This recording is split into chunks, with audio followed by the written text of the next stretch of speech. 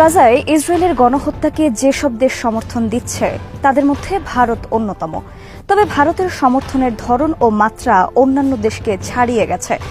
যুদ্ধের শুরু থেকেই ভারতীয় বংশোদ্ভূত সেনারা ইসরায়েলি বাহিনীতে যোগ দিয়েছে।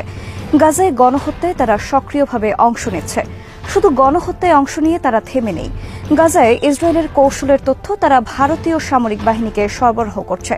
এসব কৌশল বিশ্লেষণ করে ভারতে ও কাশ্মীরে মুসলিম জনগোষ্ঠীকে জাতিগতভাবে নির্মূল করার ষড়যন্ত্র আটছে হিন্দু জাতীয়তাবাদীরা। হিন্দুত্ববাদী ট্রোল বাহিনী ইসরায়েলের পক্ষে নেমেছে প্রচারণায়।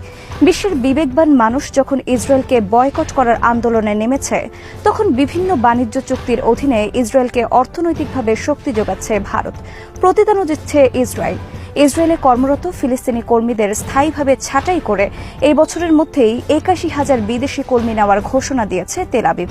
আর এদের বড় অংশই নেওয়া হবে ভারত থেকে। বিস্তারিত থাকছে হায়দার সাইফের প্রতিবেদনে।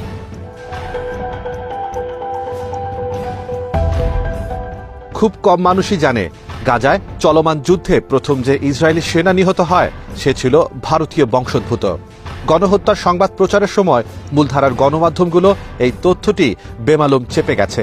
বিগত ৮৫ দিনে অধিকৃত ফিলিস্তিনি ভূখণ্ডে যেসব ভয়াবহ গণহত্যা চালানো হয়েছে সেখানে বহু হামলার সাথে জড়িত ছিল ওই ভারতীয় বংশোদ্ভূত ইসরায়েলি সেনা। তবে ভারতীয়রা শুধু গণহত্যায় অংশ নিয়ে বসে নেই, তারা ইসরায়েলের জাতিগত নির্মূল অভিযানের বিভিন্ন তথ্য ভারতের নিরাপত্তা সংস্থাগুলোর কাছে সরবরাহ করছে।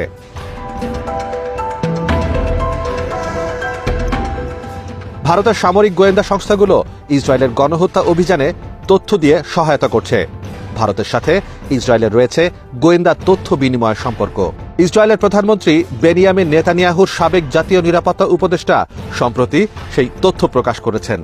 গত মাসে ভারতে নিযুক্ত ইসরায়েলি রাষ্ট্রদূত নাওর গিলান গর্ব করে বলেন, ভারতে হিন্দু জাতীয়তাবাদীদের মধ্য থেকে যত স্বেচ্ছাসেবী তিনি পেয়েছেন তা দিয়ে ইসরায়েলের পুরো সেনাবাহিনীর আকারের একটি বাহিনী তিনি তৈরি করতে পারবেন।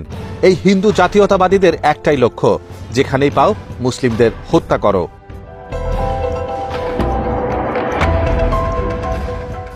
এরই মধ্যে বিভিন্ন গণমাধ্যমে খবর প্রকাশিত হয়েছে, কয়েকশো ভারতীয় ইহুদি সেনা এই মুহূর্তে গাজায় ইসরায়েলের গণহত্যা অভিযানে অংশ নিচ্ছে।